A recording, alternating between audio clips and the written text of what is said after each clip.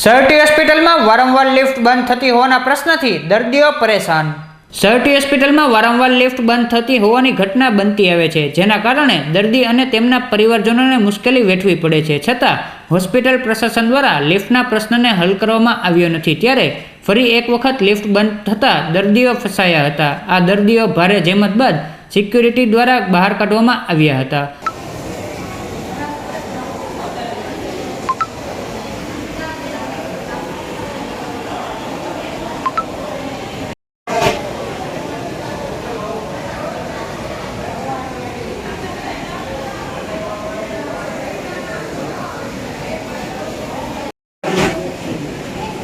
બોલો